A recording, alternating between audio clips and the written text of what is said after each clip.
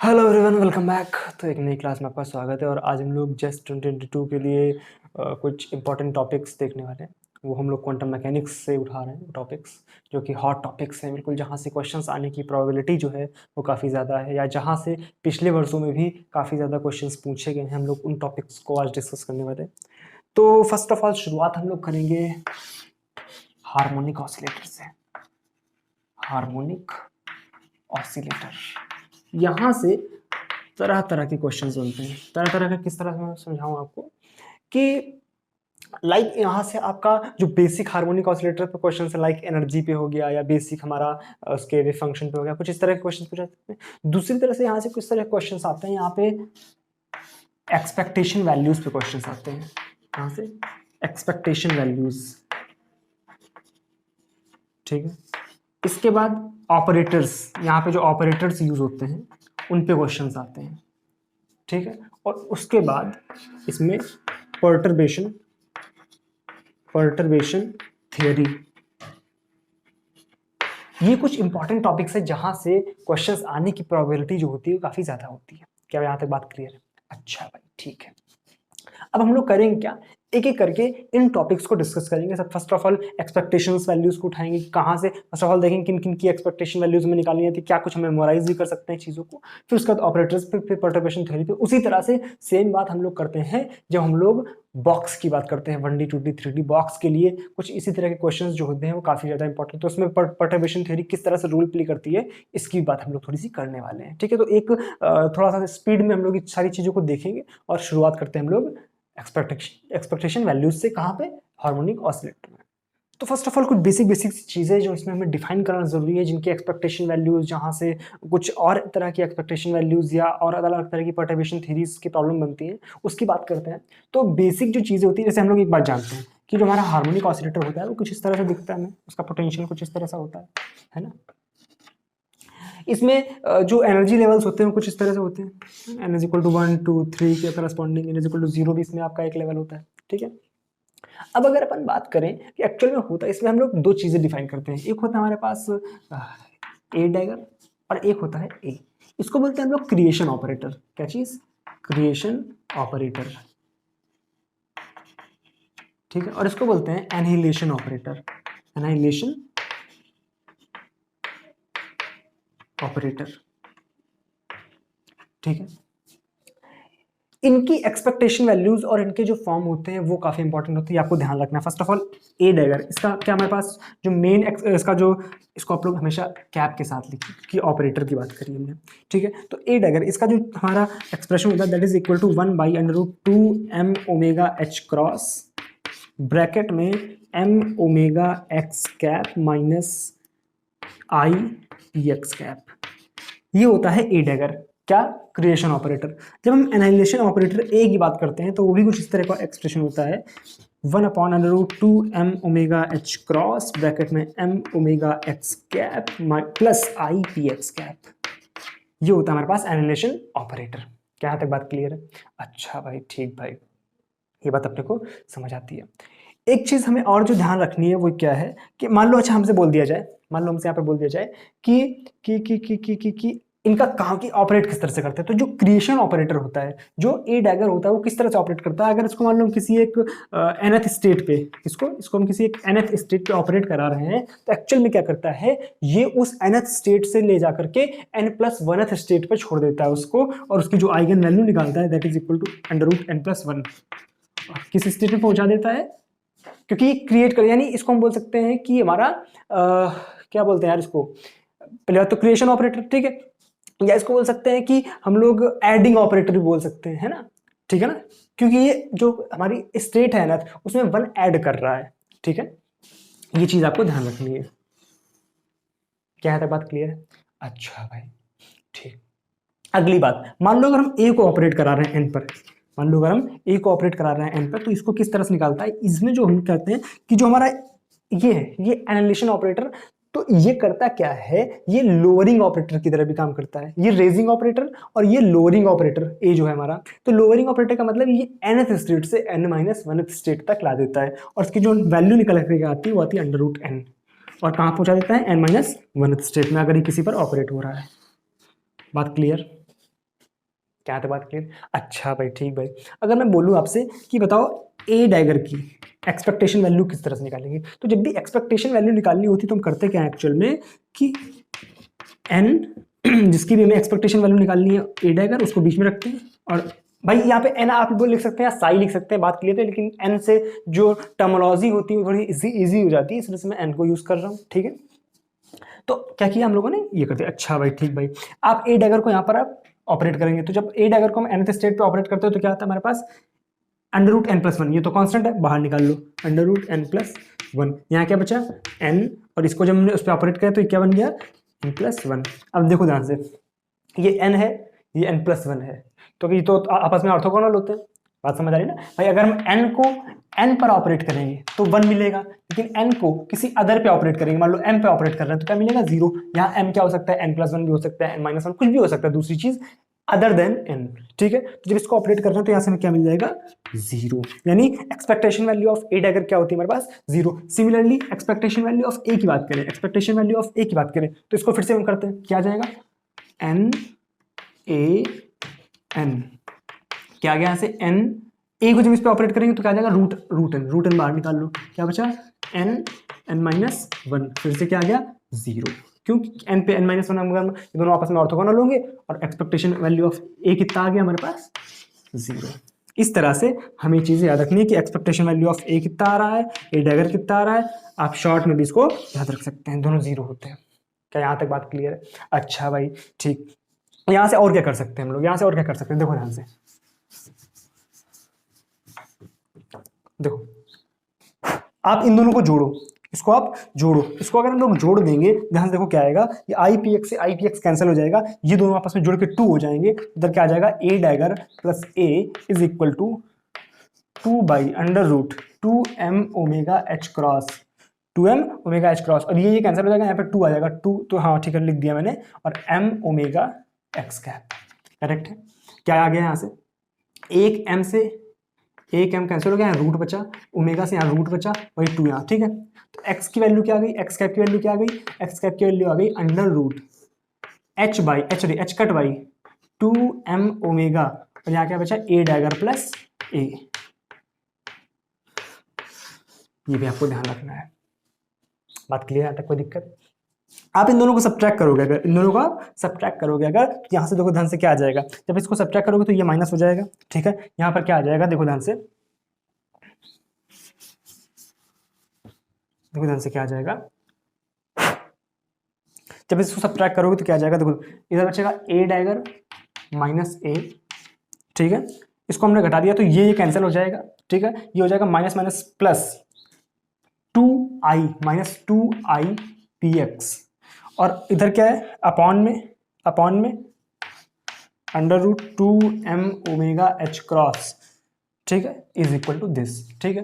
जब इसको उधर भेज देंगे तो हमारे पास क्या आ जाएगा, p x is equal to क्या आ गया हमारे पास under root m omega h cross by two, ठीक है, आई माइनस उधर जाएगा, आई उधर प्लस का हो जाएगा हमारा, ठीक है। जब ऊपर पहुंचाएंगे इसको तो माइनस साइन खत्म हो जाएगा, और क्या बचेगा हमारे पास ए डैगर माइनस ए, ये होता है हमारे पास पी एक्स। अब ध्यान से देखो, सारी चीजें एक एक करके लिखते रहना, ठीक है। हमने क्या देख लिया था कि हमारे पास ए डैगर क्या है, ए क्या है, ठीक है ना। इनको बोलते हैं हम लोग लैडर ऑपरेटर्स, क्या बोलते हैं, लैडर ऑपरेटर्स, ठीक है। एक आपका लैडर ऑपरेटर हो गया क्रिएशन ऑपरेटर, एक हो गया एनिलेशन ऑपरेटर। जो ए डैगर है इसकी भी एक्सपेक्टेशन वैल्यू कितनी आती है जीरो, और जो ए है इसकी भी एक्सपेक्टेशन वैल्यू कितनी आती है जीरो। जब इससे हम क्या करते हैं, इसको जब हम लोग एक्स और पी एक्स के टर्म्स में लिखते हैं तो यहां से हम लोग इसको एलिमिनेट करके, हम लोग पी एक्स को पहले एलिमिनेट करते हैं तो एक्स की वैल्यू निकल के आती है, यानी हमें पोजीशन ऑपरेटर मिल गया लैडर ऑपरेटर के टर्म में। उसी तरह से हमें मोमेंटम ऑपरेटर मिल गया लैडर ऑपरेटर के टर्म्स में। तो यहां से क्वेश्चंस बनते हैं। अब किस तरह से क्वेश्चन बनते हैं, आप बताओ एक्सपेक्टेशन वैल्यू ऑफ एक्स क्या है। पहले तो expectation value of x, expectation value of x की बात करेंगे तो ये तो कांस्टेंट है, ए डैगर की एक्सपेक्टेशन वैल्यू जीरो, ए की एक्सपेक्टेशन वैल्यू जीरो, तो एक्स भी क्या आ गई जीरो। बात क्लियर? सिमिलरली पी एक्स भी कितना आ जाएगा जीरो। बात क्लियर है यहां तक? ठीक है, यहां तक बात क्लियर। अच्छा एक चीज देखो, अब इधर पहले साफ करता हूं थोड़ा सा, देखो इसको बेटा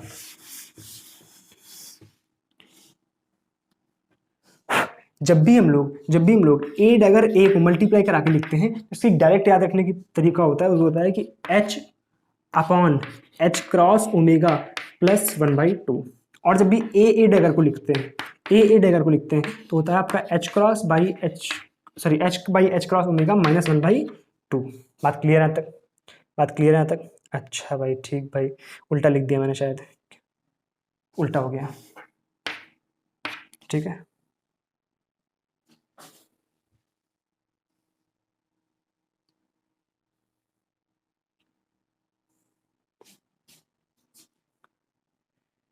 ये मुझे कहाँ से समझ आया उल्टा हो गया? क्योंकि जब भी हम लोग इधर से प्लस की तरफ बढ़ेंगे तो हमेशा प्लस आएगा, और जब भी हम प्लस से इधर कम की तरफ बढ़ेंगे तो हमेशा माइनस आता है। ऐसे मतलब याद रखने का तरीका हो सकता है कि पहले कुछ नहीं था तो प्लस हुआ तो यहाँ प्लस आ गया, लेकिन पहले प्लस था वो इधर खत्म हो गया तो इसका मतलब माइनस आ गया। बस इस तरह से आप याद रख सकते हो, ठीक है। ये कहीं कहीं पर आपको हेल्प करता है इस तरह के फॉर्मूले, ठीक है। बेसिक बेसिक चीज़ें हैं ये, इंपॉर्टेंट चीज़ें जो आपको बिल्कुल डायरेक्ट हेल्प करती हैं, ठीक है। मान लो आपसे बोल दिया गया बताओ एक्स स्क्वायर की एक्सपेक्टेशन वैल्यू क्या है in the harmonic oscillator.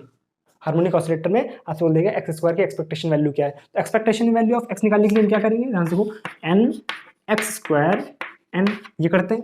X का फॉर्म क्या होता है, देखो ध्यान से, ये होता है, यानी इसका स्क्वायर करेंगे तो क्या आ जाएगा हमारे पास, h cross by 2m omega, h cross by 2m omega n इसका स्क्वायर, यानी ए डैगर प्लस ए का होल स्क्वायर, ठीक है। तो उसको दो बार लिखते हैं क्योंकि ऑपरेटर से तुम लोग डायरेक्ट इस तरह से नहीं कर सकते, है ना। फिर एन, ठीक, क्या जाएगा यहाँ से, H cross by 2m omega, ठीक, एन, इसका आपस में मल्टीप्लाई करो तो क्या जाएगा, a dagger plus A dagger A plus A dagger plus A into ए। बात क्लियर है? अब एक चीज ध्यान रखना, मान लो हम ए डैगर किसी पे ऑपरेट करा रहे हैं, मान लो एन पे हमने ऑपरेट कराना है ए डैगर, ठीक है। इसको कराने का दो तरीका, एक आप ये फॉर्मूला डायरेक्ट यूज कर सकते हो, और एक आप इनके अलग अलग इंडिविजुअल, आप पहले ए डैगर को ऑपरेट कराओ इन पे, देखो क्या आएगा। ए डैगर को जब हम ऑपरेट कराएंगे, ए को मत छेड़ो, ना छेड़ो हमें, हम सताए हुए, तो आप ए को मत छेड़ो, ए डैगर को जब छेड़ोगे इस पे तो क्या आ जाएगा आपके पास, under root n plus 1 into state क्या हो गई, एन प्लस 1, फिर आप अंडर रूट एन प्लस 1 तो कांस्टेंट हो गया, आप ए को ऑपरेट कराओ, ए को जब ऑपरेट कराओगे एन प्लस 1 पर तो क्या आ जाता है, जो अंडर रूट एन माइनस 1 हो जाता है, तो अंडर रूट अंदर एन क्या है, एन प्लस 1 माइनस 1, और एन प्लस 1 क्या कर देगा, एक हमारा, कुछ उल्टा लिख दिया मैंने, sorry, under root n plus 1 ही तो होता है, ठीक है भाई। जब आप ए को एन पे ऑपरेट कराते हो तो आपके पास क्या होता है, रूट एन माइनस 1 ये होता है। तो इस समय क्या है, एन क्या है आपका, एन प्लस 1, तो क्या जाएगा, रूट एन माइनस 1, एन क्या है, एन प्लस 1 माइनस 1, क्या आ गया आपके पास, एन प्लस 1 इंटू एन, ये आ गया इस तरह से। तो मान लो हमसे बोल दिया जाए इसकी एक्सपेक्टेशन वैल्यू क्या है, किसकी, ए डैगर की, ए डैगर की एक्सपेक्टेशन वैल्यू बोल दी जाए तो क्या आ जाएगा, एन ए डैगर एन, ठीक है। और ए डैगर इंटू एन क्या आ गया, ये, तो क्या आ गया यहाँ से, एन प्लस 1 तो बाहर निकाल लो, एन प्लस 1 कॉन्स्टेंट हो गया, क्या आ जाएगा, एन इंटू एन, तो क्या आ गया यहाँ से, एन प्लस 1। यानी अगर हमसे बोल दिया जाए ए डैगर की एक्सपेक्टेशन वैल्यू क्या है, तो होती है एन प्लस 1। कहाँ से कर रहे हैं गणित, समझ आ रहा है? बिल्कुल सिंपल सी गणित है जो आपको डायरेक्ट हेल्प करती है, ठीक है। अच्छा भाई, ठीक भाई, ये बात अपने को समझ आ गई। ओके, इसको उठाओ।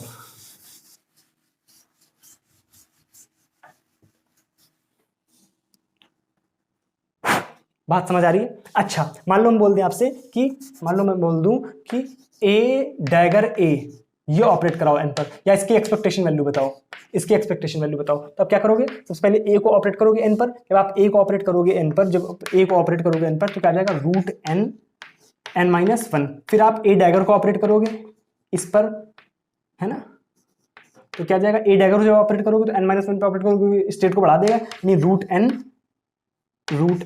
और स्टेट बढ़ गई आपकी रूट एन। फॉर्मूला समझ आ रहा है ना, एन माइनस 1 की जगह हमने, सॉरी, एन की जगह हम एन माइनस 1 रखते हैं, पता है ना। ए डैगर को जब आप एन पर ऑपरेट कराते हो तो क्या था, अंडर रूट एन प्लस 1, लेकिन पहले से यहाँ एन माइनस 1 है तो एक एक दोनों में बढ़ाया, तो जब एन माइनस 1 का प्लस 1 में करेंगे तो वो केवल एन बचेगा, क्या आ गया, एन और एन। ये किसकी एक्सपेक्टेशन वैल्यू आ रही है, सॉरी एक्सपेक्टेशन वैल्यू नहीं, ए डैगर ए आया, ठीक है। तो जब इसकी एक्सपेक्टेशन वैल्यू निकालेंगे तो क्या आ जाएगा, n a dagger a n, तो क्या आ गया हमारे पास n n n। बात समझ आई? जब n को इधर से लिखाया n बाहर कांस्टेंट था, बाहर निकाल लिया, इसका आपस में करा देंगे तो हो जाएगा 1, बचेगा क्या n।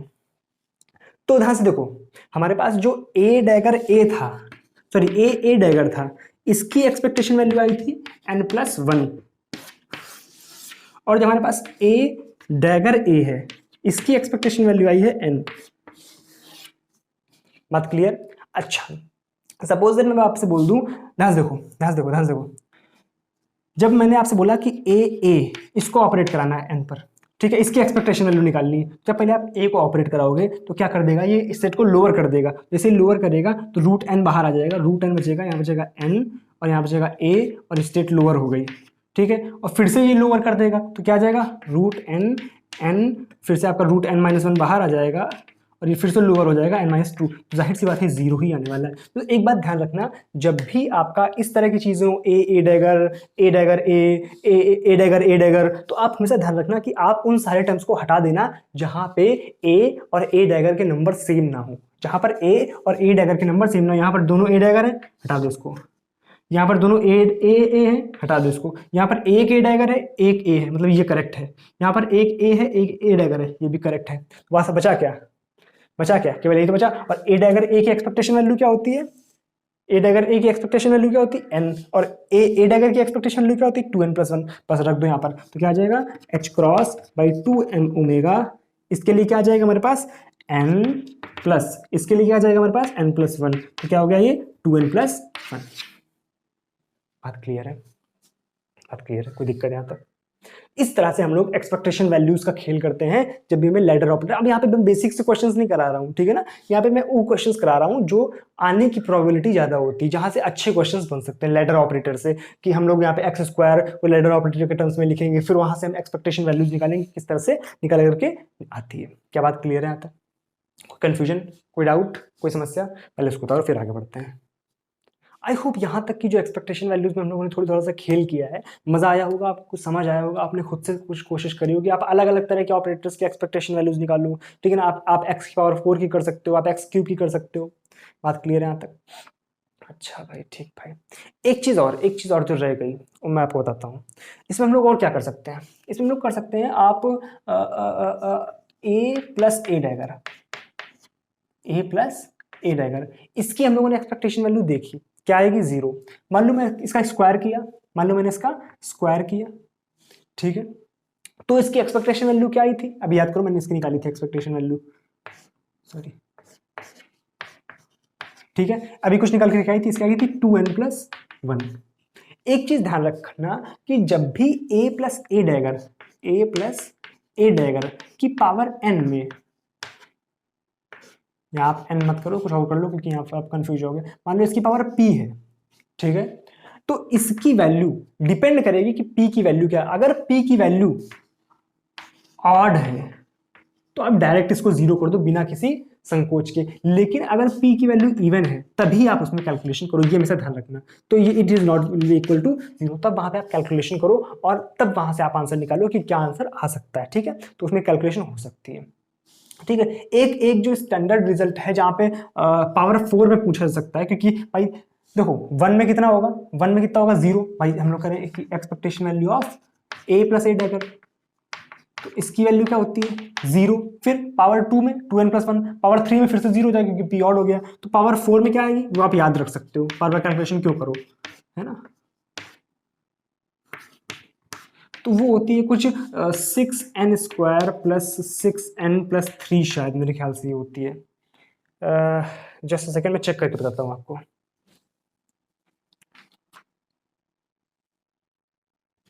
या इट इज करेक्ट, ठीक है।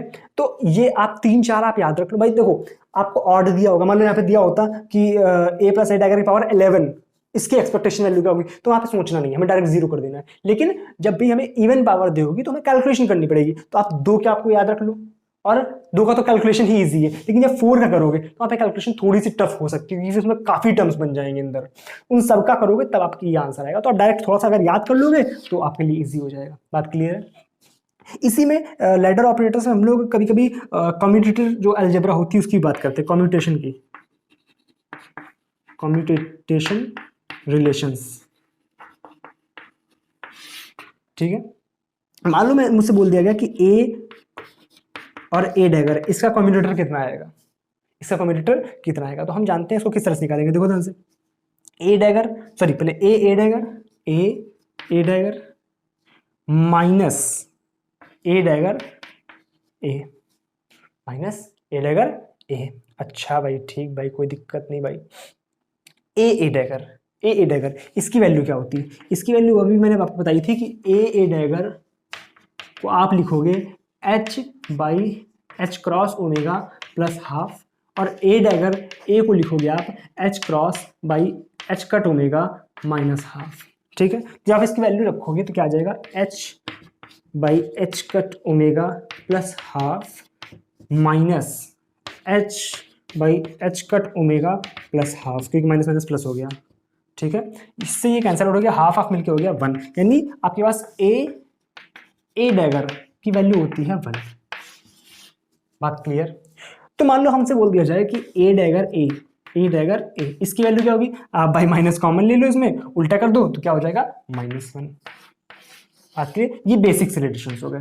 अब इसी के बेसिस पे आपसे अलग अलग सवाल भी पूछ सकता है। मान लो आपसे पूछ दिया गया कि बताओ ए डैगर कॉमा ए इसकी वैल्यू क्या होगी, तो इसको लिया आपको थोड़ी सी कॉम्बिनेटोरियल अलजेब्रा आनी चाहिए। कॉम्बिनेटोरियल अलजेब्रा में क्या करते हैं, जब मेरे पास ए बी कॉमा सी होता है, ए बी कॉमा सी होता है, तो हम करते क्या है, पहले ए को इस तरफ बाहर निकाल लो, क्या कर देंगे बी कॉमा सी, प्लस बी को उस तरफ बाहर निकाल दो, तो बचेगा क्या ए कॉमा सी। इस तरह से करते हैं, मतलब जो भी मल्टीप्लाई वाले होते हैं उसमें से इन दोनों को तोड़ते हैं। जो पहले वाला होता है उसको एक बार पहले लिख के बाकी दोनों लिख देते हैं, फिर जो बाद वाला होता है उसको बाद में उधर लिख के, बाद में लिखा नहीं मैंने, बाद में उधर लिख के पहले वाले दोनों लिख देते हैं। बात क्लियर है। तो इस तरह से इसको करते हैं, तो इसको तोड़ेंगे तो क्या आ जाएगा, पहले वाले ए को हम बाहर कर लेंगे तो क्या बचेगा मेरे पास ए डैगर ए, फिर ए डैगर को उधर भेज देंगे पार, इधर क्या बचेगा ए इंटू ए। और ये क्या होगा, सेम अगर आपके पास होता है ए तो उसका क्या होता है 0, बचेगा क्या ए इंटू ए डैगर कॉमा ए, और ए डैगर कॉमा ए क्या होता है हमारे पास -1, क्या आ गया आपके पास -a। बात क्लियर है। हर जगह कैप वैप लगाते रहना, ठीक है ना, क्योंकि धूप बहुत मतलब इसको सर्दी वर्दी समझ जाओ। ठीक है, देखो सिंपल सी मेरी बात क्या है कि आप कैसे याद रखोगे, थोड़ा सा देखो, जब भी मैंने आपको एक ट्रिक बताई कि जब भी यहाँ पर कुछ नहीं से आप प्लस पे जा रहे हो, इसका मतलब आप बढ़ा रहे हो, तो आप यहाँ पे प्लस में रहोगे, और जब प्लस से आप हमेशा 0 पे जा रहे हो, मतलब यहाँ पे तो कुछ प्लस प्लस है नहीं, प्लस का मतलब यहाँ पे डैगर लगा हुआ है। ठीक है, ठीक है, इसका मतलब क्या आ जाएगा यहाँ पर माइनस। बात क्लियर, कोई दिक्कत यहाँ तक, पक्का। अच्छा, तो इसी तरह से आप और भी तरह तरह के रिलेशंस निकाल सकते हैं। आप इस तरह से कर सकते हैं कि ए डैगर कॉमा ए, ये तो अभी निकाला हम लोगों ने, मान लो इधर उसको कर दो, यहाँ ये कर दो, ठीक है, फिर यहाँ ये कर दो, इसको हटा दो, यहाँ पर इधर बढ़ा दो जाके, इसको आप सॉल्व करो, फिर इसको आप सॉल्व करो, है ना। इस तरह से आप कई कई रिलेशन सॉल्व करके खुद देख सकते हो इससे, ठीक है, थोड़ा प्रैक्टिस कर सकते हो। ओके, ये हो गया हमारे पास। अब थोड़ी सी बात करते हैं,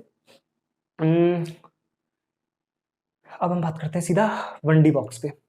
बॉक्स में भी कुछ इस तरह के अच्छे क्वेश्चंस आते हैं। अच्छा, एक चीज मैंने और बतानी है इसमें, वो क्या बतानी थी, पर्टर्बेशन थ्योरी के क्वेश्चंस कहाँ से बनते हैं, पर्टर्बेशन थ्योरी के क्वेश्चंस कहाँ से बनते हैं, वो चीज ध्यान रख लीजिए।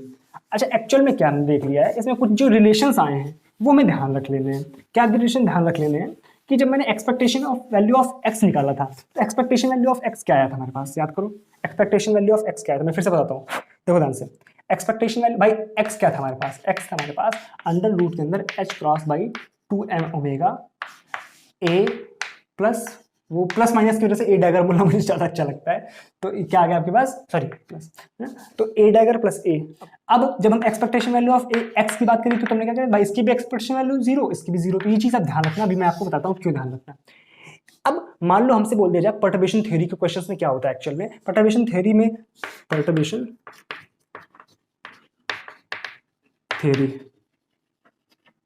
थ्योरी में एक्चुअल में क्या होता है कि जो हमें हैमिल्टोनियन ऑपरेटर दिया होता है उसमें हम कुछ एक्स्ट्रा एनर्जी, भाई पर्टर्बेशन का मतलब क्या होता है कि बिगाड़ देना, सिस्टम के साथ डिस्टर्ब, उसको सिस्टम को डिस्टर्ब कर देना, तो हम एनर्जी एक्स्ट्रा जब देते हैं तो हमारा सिस्टम जो होता है डिस्टर्ब हो जाता है। तो मान लो जो हमारा ओरिजिनल हैमिल्टोनियन था वो था H0, जो कि हमारा होता है भाई p x square by 2m plus half जो omega square, sorry omega x square करके जो भी होता है, ठीक है, तो होता है आपका H0।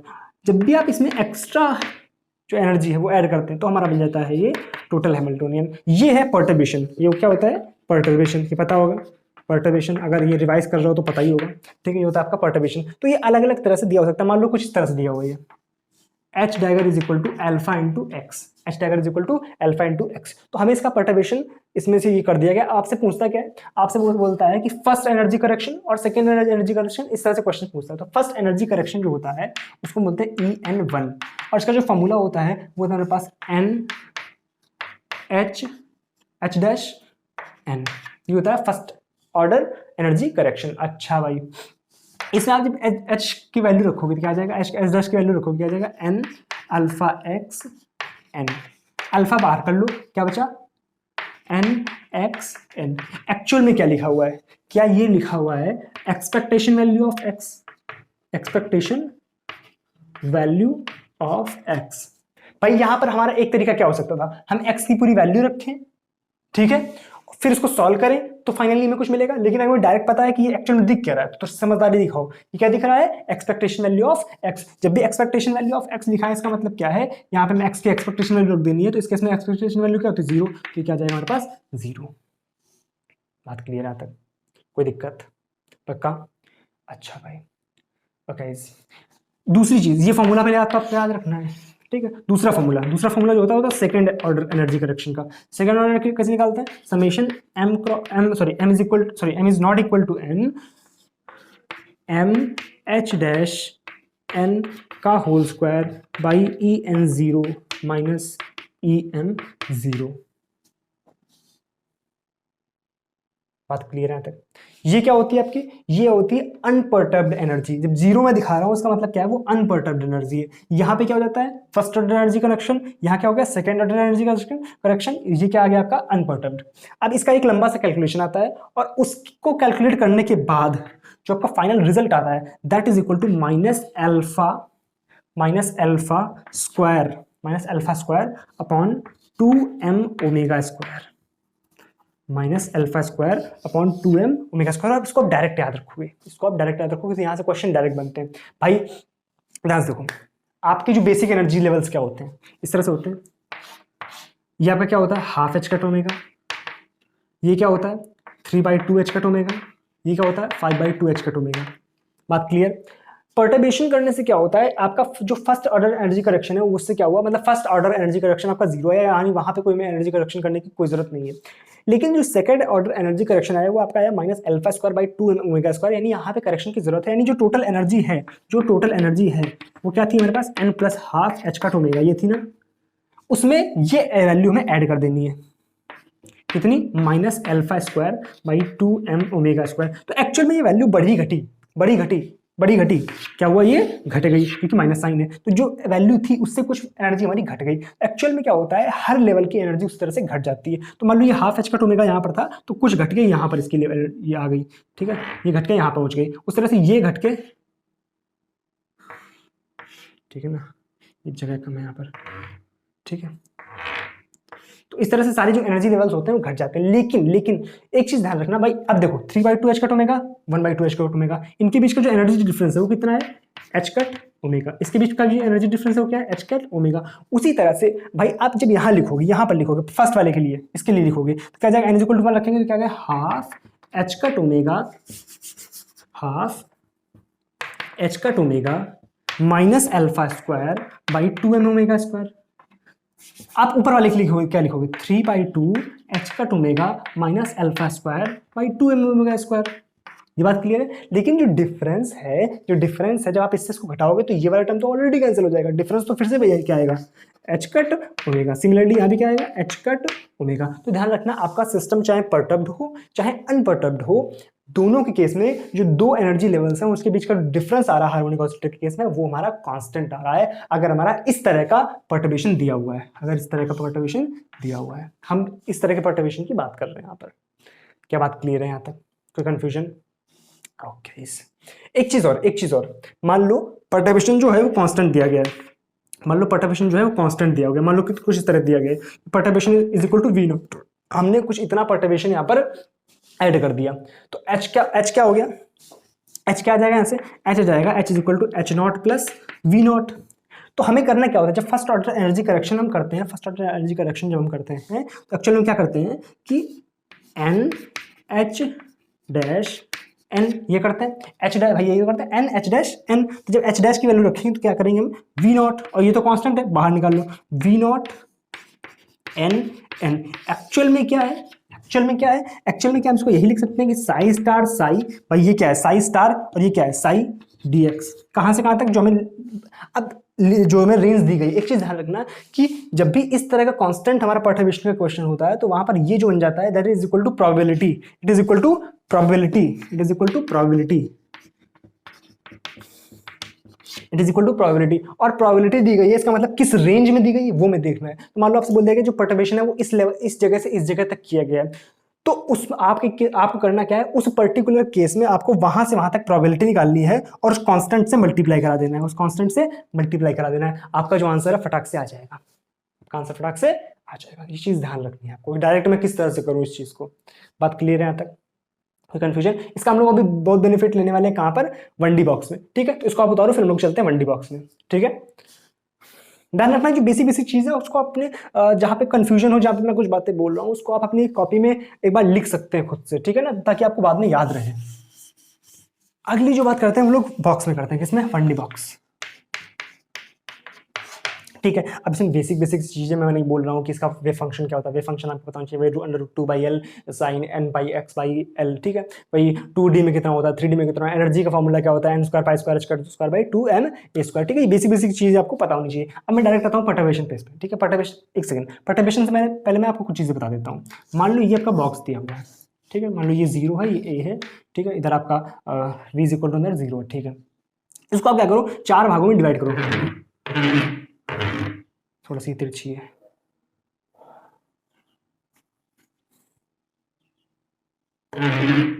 करेक्ट है।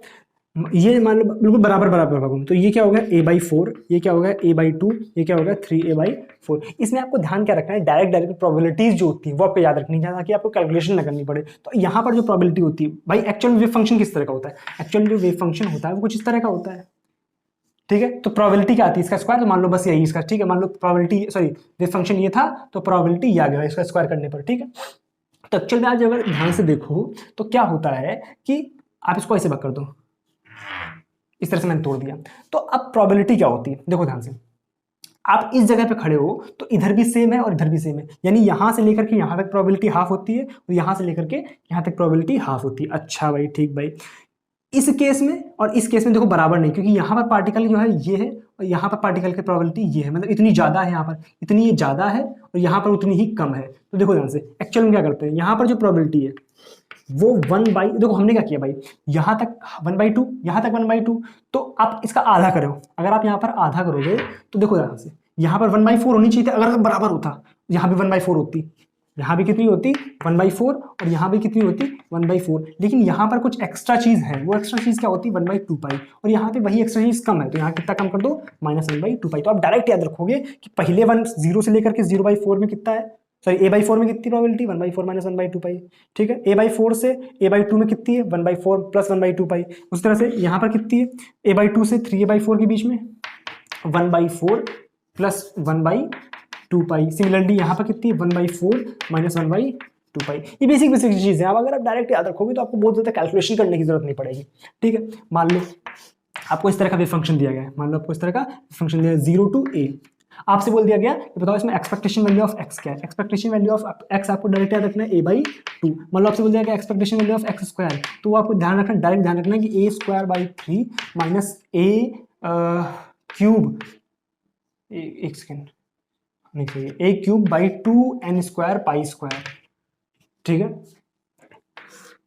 मान लो इस तरह से बॉक्स में देकर के आपको दे देगा -a/2 से +a/2, -a/2 से लेकर के +a/2। तो आपको क्या करना है यहाँ पर, देखो ध्यान से, -a/2 से +a/2, तो यहाँ पर जो एक्सपेक्टेशन वैल्यू होती है वो होती 0, और x² की जो एक्सपेक्टेशन वैल्यू होती है वो सेम रहती है a² - a³/2n² π²। एक सेकंड में चेक कर लूँ, ये वाले फॉर्मूले में मुझे कुछ डाउट लग रहा है,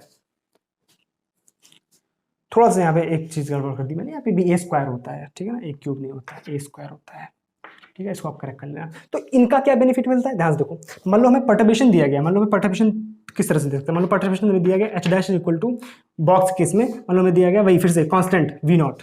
तो एक बात जानते हैं हम कि जब भी हम कांस्टेंट की केस में परटर्बेशन जब हम इसका निकालेंगे एक्सपेक्टेशन, इसका फर्स्ट ऑर्डर एनर्जी करेक्शन निकालेंगे ई एन वन तो क्या होता है आपका एन एच डैश एन, ठीक है। तो वी नॉट बाहर आ जाता है, वी नॉट बाहर आ जाता है, ठीक है। अंदर क्या बचेगा एन एन। एक चीज यहाँ पे ध्यान देने वाली क्या है, आप डायरेक्ट यहाँ पर इसको किस तरह से कैलकुलेट करेंगे, इसको डायरेक्ट कैलकुलेट करने का मतलब क्या है, मान लो हमें दिया गया कि परटर्बेशन जो हमने किया है, जो हमें परटर्बेशन किया है वो हमने कहां से कहां तक किया है, मान लो परटर्बेशन हमने किया a/4 से लेकर के a/2 तक, मतलब बॉक्स आपका इस तरह का होता है, ठीक है। और यहां पे हमने क्या किया, एक्स्ट्रा पोटेंशियल कहां से a/4 से लेकर के a/2 तक, तो a/4 यहां पर है, a/2 यहां पर है, तो यहां से हमने क्या है कुछ एनर्जी ऐड कर दी, यानी बॉक्स हमारा कुछ इस तरह का बन गया है। तो आप यहां पर जो प्रोबेबिलिटी लिखेंगे वो उस रेंज में लिखेंगे जिस रेंज में हमने परटर्बेशन किया है। ये चीज ध्यान रखने वाली है कि आप यहां पर प्रोबेबिलिटी जो लिख रहे हैं, probability in the given range, in the given range. तो उसके लिए मैंने आपको शॉर्ट ट्रिक बता दी कि अगर a/4 से a/2 के बीच में बोल दिया गया तो आपको डायरेक्ट प्रोबेबिलिटी बतानी चाहिए 1/4 प्लस 1/2 पाई। तो आपका आंसर क्या आ गया, वी नॉट 1/4 प्लस 1/2 पाई। हो गई शॉर्ट ट्रिक, बात क्लियर। कितनी जल्दी हम लोगों ने निकाल लिया। तो अगर आप सोचो आपको नहीं पता होता तो आप क्या करते, पूरी प्रोबेबिलिटी का कैलकुलेशन करते, पूरा वेव फंक्शन लिखते, उसको साइन स्क्वायर कराते, फिर उसको कॉस में चेंज करते, फिर उसमें लिमिट्स पुट करते, तब आप ये निकाल पाते। लेकिन आपने अगर ट्रिक याद कर ली है तो आपको कोई दिक्कत नहीं होने वाली है। बातें क्लियर है यहाँ तक? अच्छा भाई, ठीक भाई, कोई दिक्कत नहीं भाई, ये आपको पता चल गया, ठीक है, कोई दिक्कत नहीं। अच्छा भाई देखो यहाँ से मान लो आपको अब क्या दे दिया गया, परटर्बेशन दे दिया गया, परटर्बेशन दे दिया गया कि perturbation h dash is equal to फिर से मान लो बी एक्स दे दिया गया परटर्बेशन, ठीक है। इस तरह से परटर्बेशन किया गया, आपसे बोल देगा first order energy correction, first order energy correction किस तरह से निकालेंगे, देखो यहाँ से एन एच डैश एन क्या आ जाएगा, बी बाहर आ जाएगा, n b n sorry n x n. तो ये क्या है, एक्सपेक्टेशन वैल्यू ऑफ एक्स, ये क्या है एक्सपेक्टेशन वैल्यू ऑफ एक्स, ठीक है। बॉक्स जो दिया गया था, बॉक्स जो दिया गया था वो दिया गया था 0 से लेकर के a, ठीक है। तो इसमें क्या है 0 से लेकर के जो a होता है उस बॉक्स में एक्सपेक्टेशन वैल्यू क्या होती है x की, a/2। तो आप डायरेक्ट यहाँ पे क्या रख दोगे, b a/2 आंसर है।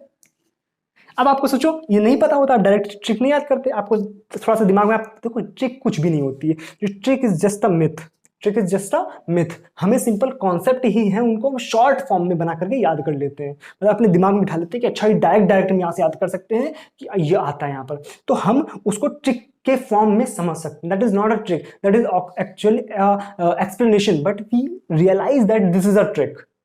ओ मैन, बात क्लियर है, ba/2। अच्छा मान लो यहीं पर ही बॉक्स में दे दिया गया होता यहां से यहां तक, कहां से कहां तक, -a/2 से +a/2 तक, तो आपको यहां पर कुछ भी नहीं करना पड़ता, क्योंकि एक्सपेक्टेशन वैल्यू ऑफ x जो इस बॉक्स में होती है वो कितनी होती है, 0। तब उस केस में आपका आंसर कितना आ जाता, 0। क्या बातें क्लियर है यहां तक, क्या बातें क्लियर है यहां तक, कोई दिक्कत? पक्का। एक्स स्क्वायर की भी एक्सपेक्टेशन वैल्यूज आपको डायरेक्ट से याद रखनी है। तो आई होप आज की क्लास में कुछ कुछ आपको समझ आया होगा, कुछ कुछ आपकी बातें दिमाग में घुसी होंगी, समझ आया ना। चलो कोई नहीं, अब आपको कोई प्रॉब्लम हो, कोई डाउट हो, कोई आपका सुझाव हो तो आप नीचे कमेंट सेक्शन में लिख सकते हैं, और कोई दिक्कत हो तो आप टेलीग्राम चैनल जो है उसको भी आप ज्वाइन कर लीजिए। टेलीग्राम चैनल का जो लिंक है वो डिस्क्रिप्शन में मैंने दिया हुआ है, उसको आप ज्वाइन कर सकते हैं, ठीक है। चलो मिलेंगे अब अगली क्लास, तब तक के लिए thank you so much, bye bye.